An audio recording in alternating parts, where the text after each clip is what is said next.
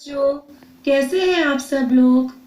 आशा करती हूँ आप अपने घरों में सुरक्षित होंगे। मैं उमा प्रशांत आप सभी का हिंदी की कक्षा में स्वागत करती हूँ।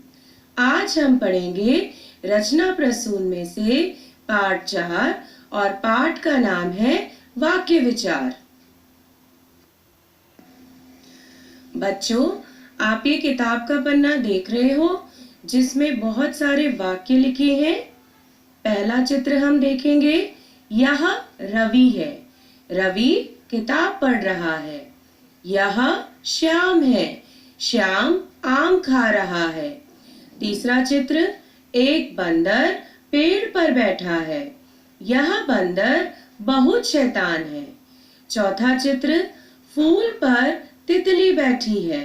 तितली फूल से रस पीती है। तो ये सारी चीजें हमें क्या बताती हैं कि ये सारे वाक्य हैं। तो हमारा आज का पाठ इसी चीज पर आधारित है। तो बच्चों, हमने अपने पिछले पाठ में वर्ण और शब्दों के बारे में पढ़ा था। वर्णों से शब्द बनते हैं और शब्दों से क्या बनते हैं? शब्दों से वाक्य बनते हैं। पहली पंक्ति में हम वाक्य की परिभाषा देख सकते हैं। शब्दों के क्रमबद्ध मेल को जिसका कुछ ना कुछ अर्थ निकलता हो वाक्य कहते हैं। मतलब शब्दों के ऐसे मेल जिनका कोई ना कोई अर्थ निकलता हो, वे सार्थक हो, उन्हें हम वाक्य कहते हैं और ये शब्दों के मेल से बनते हैं। जैसे रवि किताब पढ़ रहा है, इसमें बहुत सारे शब्द हैं। जैसे रवि किताब पढ़ रहा है, ये सारे शब्द हैं। इनको जोड़कर हमने क्या बनाया है? हमने वाक्य बनाया है। यदि हम इनको इस तरह से लिखते हैं, किताब रहा रवि है पढ़, तो ये शब्दों के मेल तो है, परंतु ये क्रमबद्ध नहीं है तथा इनका कोई भी अर्थ नहीं निकल रहा है। इसलिए हम इन्हें वाक्य नहीं कह सकते। अब हम देखेंगे दूसरा उदाहरण। यह बंदर पेड़ पर बैठा है। यहाँ पे शब्दों का क्रमबद्ध मेल हुआ है। अब हम इनको ऐसे भी लिख सकते हैं, पर पेड़ है बैठा बंदर। अब आप बताइए, क्या इस वाक्य का कोई अर्थ निकल रहा है? नहीं, इस वाक्य का कोई अर्थ नहीं निकल रहा। अगर हम इनको क्रमबद्ध मेल करते हैं, शब्दों को क्रमबद्ध तरीके से लिखते हैं, जैसे यह बंदर पेड़ पर बैठा है, तो यह असली में वाक्य है। क्यों? क्योंकि इसका अर्थ निकल रहा है। तो जब हम वाक्य बनाते हैं तो हमें दो चीजें बहुत ध्यान में रखनी चाहिए कि शब्दों का क्रमबद्ध मेल हो, मतलब शब्दों को हम क्रमानुसार निर्धारित करें। दूसरा, उनका कोई ना कोई अर्थ निकले, तभी वह सही मायने में वाक्य कहलाते हैं। अब हम आगे बढ़ेंगे वाक्य के भाग के ऊपर। वाक्य के दो भाग होते हैं। एक होता है उद्देश्य और दूसरा होता है विधेय। अब बच्चों, उद्देश्य क्या होता है? उद्देश्य वाक्य का वह भाग जिसके बारे में बात कही जाती है, उद्देश्य कहलाता है। यह अधिकतर वाक्य के आरंभ में आता है। ठीक है, तो इससे हमें क्या समझ में आया कि वाक्य का वह भाग जिसके बारे में कुछ कहा जाता है, जिसके बारे में बात कही जाती है, वह उद्देश्य कहलाता है और यह अधिकतर वाक्य के आरंभ में आता है। जैसे रीना गाना गा रही है, इसमें किसके बारे में बात हो रही है? रीना के बारे में बात हो रही है।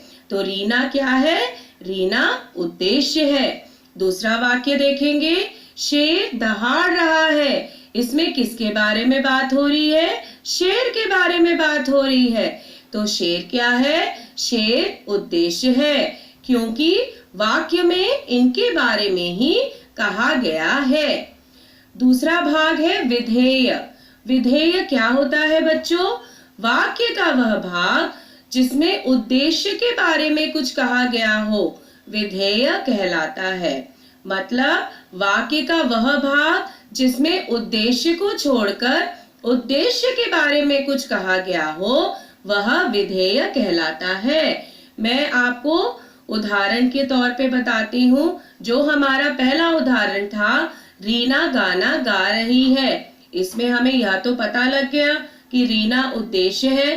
अब रीना क्या कर रही है? अगर हम इस प्रश्न का उत्तर दें तो रीना गाना गा रही है। रीना क्या कर रही है?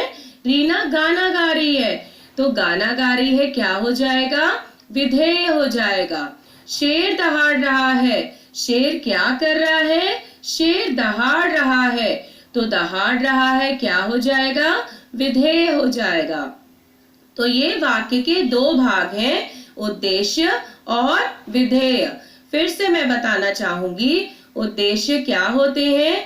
उद्देश्य वाक्य का वह भाग जिसके बारे में बात कही जाती है, और विधेय क्या होते हैं? वाक्य का वह भाग जिसमें उद्देश्य के बारे में कुछ कहा गया हो वह विधेय कहलाता है। अब बच्चों, यहाँ पे हमें उदाहरण दिए गए हैं जिनके द्वारा उद्देश्य तथा विधेय को स्पष्ट किया गया है। ठीक है, पहला उदाहरण हम देखेंगे, राम दौड़ रहा है।